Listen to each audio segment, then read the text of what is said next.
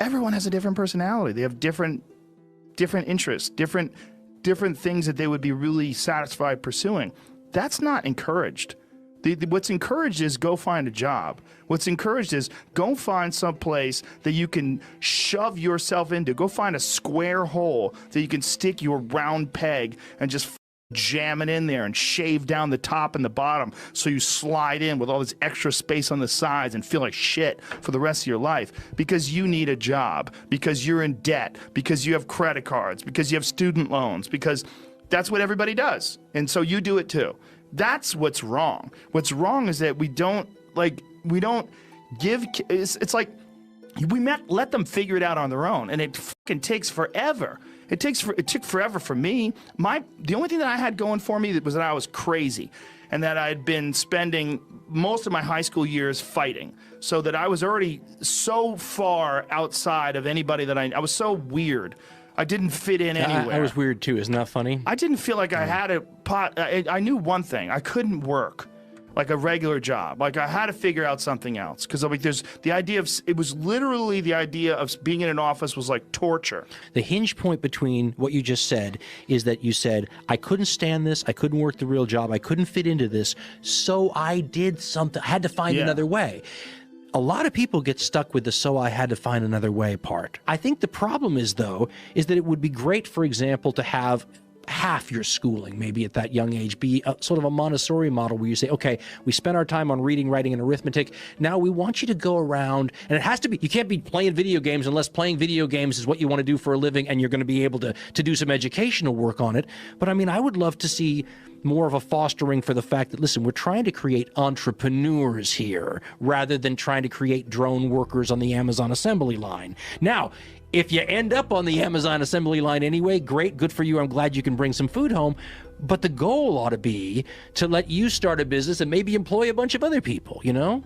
Yeah, and the goal would be to have less unhappy, dissatisfied people. Because it creates a more stable society. And, well, also happier. Yeah. It creates more satisfaction. The people that I know that get to do what they want to do for a living, it's not like their lives are completely happy. Everybody's going to face problems, no matter who you are. Absolutely. You know, what did it was a Kanye West who said, do rich people have problems? They're just different problems. I mean, it's everybody's got these challenges, but like you said, there's not a lot more stressful than having a ton of credit card debt, wondering, you know, if you're going to lose your house, wondering how you're going to pay for your kids' education. I mean, all those things are soul crushing. Not only that, because you're in debt, you get nervous, so it suppresses your ability to express yourself and take risks. Because it's a cycle. You don't want to lose your gig. You don't want to, it's like, man, and you're tired. There's no way to live. You're tired. Yes. I mean, the one thing is, as you get older, I mean, it's funny because getting older is one of those things that you can only understand when you get there. So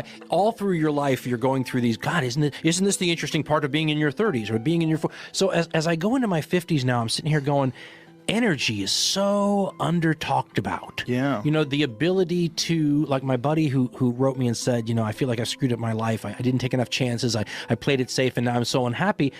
He says, and I just can't motivate myself at 50 years old anymore, energy-wise, to start over.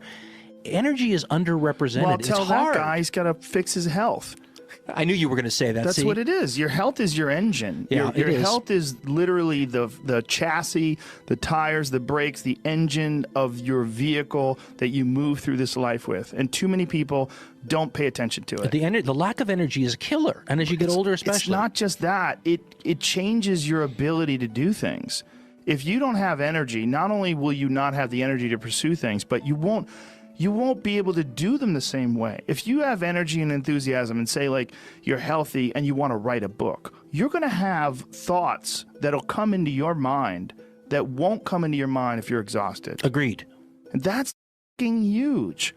That's huge for anything you're trying to pursue, whether we're talking about furniture making, whether we're talking about being an author, whatever it is. Let's talk about ideas for a minute, because I think that's another one. When we talk about small businesses or starting as an entrepreneur, I'm one of those people that is not sure that we don't have a finite number of ideas to each of us, and all of them are valuable enough, even if they don't appear to be on the surface, to write down. Yeah. Right? you know, as a matter of fact, I went to a business meeting a couple years ago with one of these TV guys I was just talking about, and we go to this business meeting, and, you know, we're all on our phones and whatever, and he pulls out an old-fashioned journal that you write in, and he just starts writing.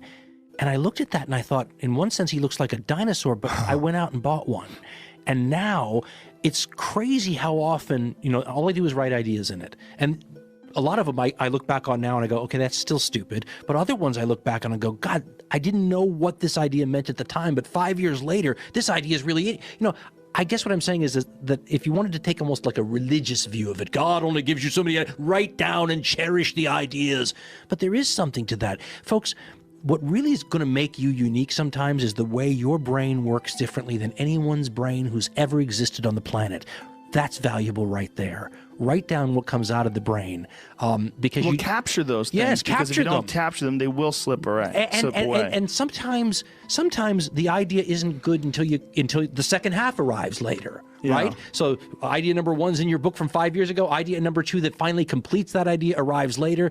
I mean, I had a friend who was so creative, and he said he gets the best ideas at night. So he just turns on the light at the side of the table, writes it down in the book, and by morning there's another idea down there. Yeah. And quantity has a quality all its own, and sometimes a book filled with interesting ideas out of your individual unique head will help you later on. So write them down. Yeah, you have There's no to. downside. I have an app on my phone where I can just, you know, the Notes app. You ever use that? Sure, where sure. it has a little microphone. It's filled with I stuff. talk into that thing. I do too. And it dictates it really almost perfectly. So I'll have an idea and I'll just be driving down the road. I just press that button. I start talking into it and then I put it down. I got it. Like I got that one. I captured it. Think about people who had one fantastic idea in their life and, Yeah. and built their whole life on it. Yeah. And you never know which idea that's going to be. And you know what? I was an improv. Again, you know more about this than I do, but I was a theater major for my first 2 years of college, and we did improv comedy. And the guy who taught us improv in high school, really, he had a great line. He said, that part of your brain, like every part of your brain, is a muscle. And he said, the more you're thinking, okay, I got a show this Friday that I have to come up with something funny for, the better you get at it. Yeah. And you start looking, your brain starts looking at things and finding things. So you're almost like training it to help you now in this new endeavor. It's a very plastic sort of an approach, but it's the same thing with the ideas. One idea in your little book that you wrote down could make your life, your child. I mean, if you're Henry Ford, I mean, how many people did you employ for decades afterwards because of a good idea? I mean, Yeah. our world is built on those things. And also, like, the idea of having these ideas and the enthusiasm that comes from it, like, it starts to escalate and you start to calculate, like, oh, and I need more and I need this and maybe that. And then the motivation and the momentum of these ideas can lead to enthusiasm. And you that- attract other people who can add. And I mean, this is what we said about, like, you start your website and you just do it. Because things, once you push the verb of living manages to create ripples in, you know, get a little bit metaphysical here, but ripples in time in front of you that open up possibilities. And because someone may, you know, if you only have one podcast listener, but that podcast listener is like, wow, that's great. I'm going to, and gets a hold of you and your life goes off in another different direction. But you have to try. You have to try. Yeah, well, you don't have to. You could just drone on. But I would recommend not doing that. I would also suggest that you and I and everyone has an interest in not allowing people to drone on too Yes. much because for the same reason I talked about we did a Common Sense show once called The Revenge of the Gangrenous Finger. And the idea was that, you know, if you ignore people in your society that aren't doing well long enough, it's a little like saying, yes, my finger has gangrene, but it's the little one, so who the hell cares? But eventually, if you ignore it long enough, it'll poison your bloodstream and destroy the body itself. If you have enough people in soul-crushing situations who can't, you know, a guy called me once on the radio when I was preaching revolution in the middle 1990s and said, you're an idiot. He said, you're an idiot because no one's going to face the bayonets as long as they have enough food in their bellies and they're doing halfway okay. But of course, the implication there is if they don't have food in their bellies and they're not doing okay, then all bets are off. We all have a vested interest in seeing that more of our countrymen do better because it's better for the society as a whole, creates a better world for your kids, happier. I mean, there's so many. And the one thing about our system, you know, people talk about patriotism all the time. But to me, the real patriotism is saying we've created a system here. It works this way. It encourages people to go do these things. So if the system's designed and set up for that, you ought to give it a try. You ought to just see. Yeah. You know? And the suggestion that I always give to people is write down things that you want to try to accomplish. Just write them down. Or a guy said to me, he said, write the way you want your obituary to appear now. Sit down, write your obituary. He says, because that'll show you how far off your goals you are. Well, here's a better one.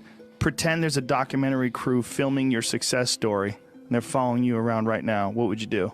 What would you do if you knew that there was a crew following you around with cameras documenting your future incredible success, and they want to catch you in the act of it all? You would do all the right things you would have to do. Think about that. Organize it. But we are saddled down by so many doubts and so much just mental shit that keeps people from action. You know, I just feel like people need inspiration and they need guidelines. And if as long as you could just start moving, just get action, like just movement, get something. That's what I said. Going. Verb. You got it. Yeah. And folks, listen. That's the one thing to really take out of this is that just try and see what happens. And my stepfather had a great line. He said, "What's the worst that can happen?"